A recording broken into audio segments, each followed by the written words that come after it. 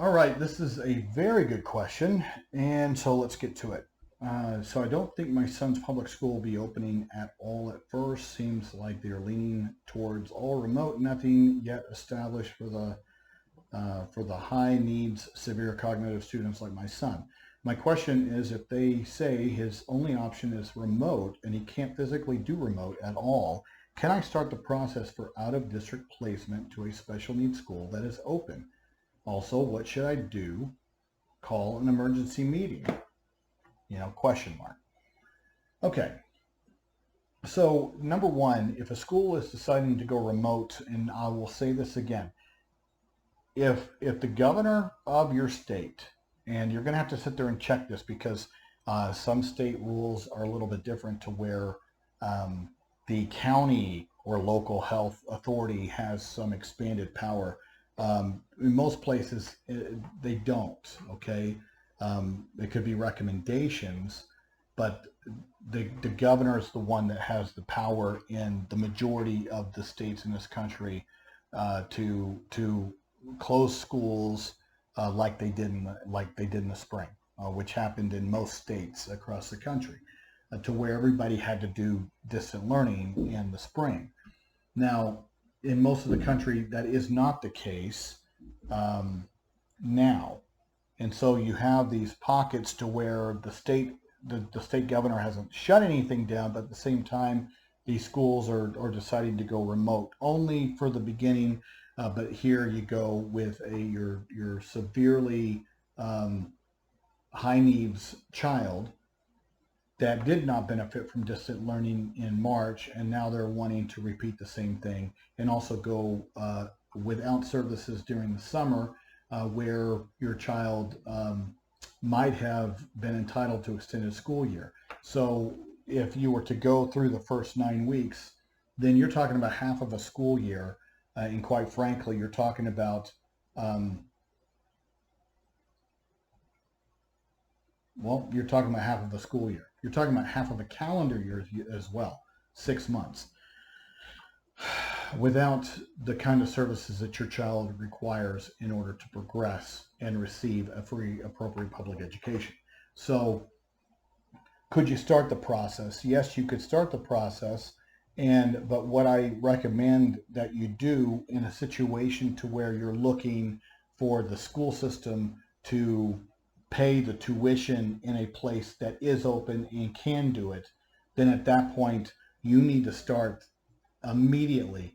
It's something called a 10-day notice, all right? And a 10-day notice is something that you submit in writing to the school if they are proposing a program that isn't appropriate for your child or a placement that isn't appropriate for your child, and there is disagreement on the team, but you have identified a placement that is not within your public school, let's say within your community still, let's say a private third party provider, let's say like an ABA clinic, BCBA clinic, to where they do ABA therapy.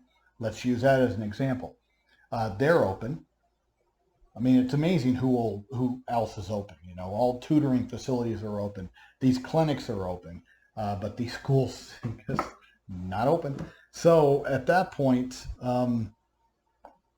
if they're refusing to do that, then what you do is you're going to have to front the payment to the ABA clinic, um, and you've got to sort of understand that in the beginning when you're doing something like this, because what you're doing is you're basically putting the school system on notice that you're going to remove your child, put them over in this placement, and then come after the school district for reimbursement of that tuition amount.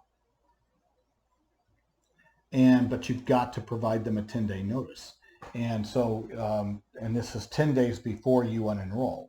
And it's not business days, it's just calendar days. Um, so a 10-day notice. Well, I say business calendar days.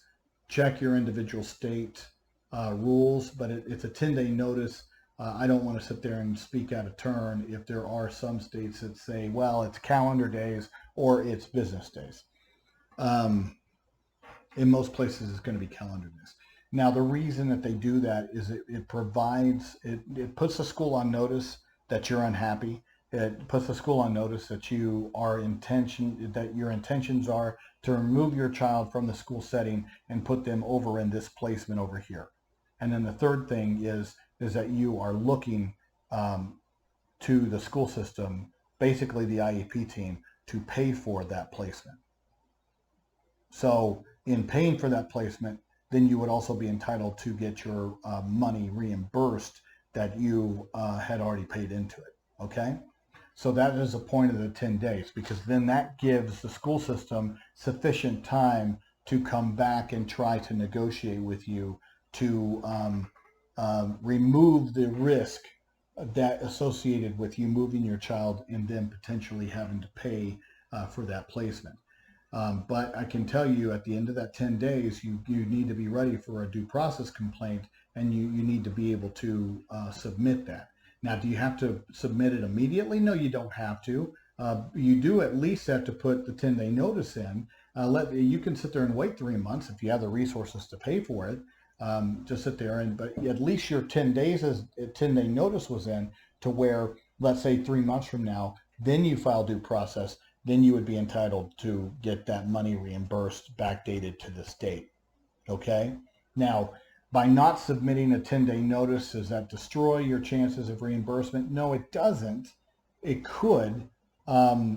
It's called a defense. The school system can bring it up as a defense.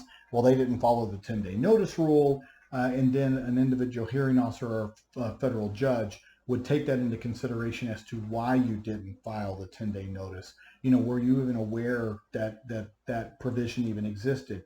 So that doesn't mean that it would be a bar to recovery, meaning that you would be prohibited from your reimbursement. I'm not saying that. What I'm saying is that it potentially could do that, to where the judge could reduce the amount of the reimbursement as a punishment for not submitting a 10-day notice, or just not allow you to have it, period. So that's how important that 10-day notice is before you unenroll your child and put them in that other placement. I would also put in your 10-day notice that you're only unenrolling because they're not offering the services that your child requires, and that you have every intention on re-enrolling your child if and when the school district can provide and will provide your child the services that they require in order to receive a free, appropriate public education. That's what you would need to do. But yes, with that 10-day notice, I would recommend that you call for an emergency meeting so that you can enhance your abilities to negotiate with your team and let them know, look, this is what we're going to do. Don't make me do this. And if they say, well, there's nothing we can do, we're going virtual only, I'm sorry, then that's where you sit there and say, well, the solution is that you pay for this placement until my child can return to their normal setting, let's say in October or November.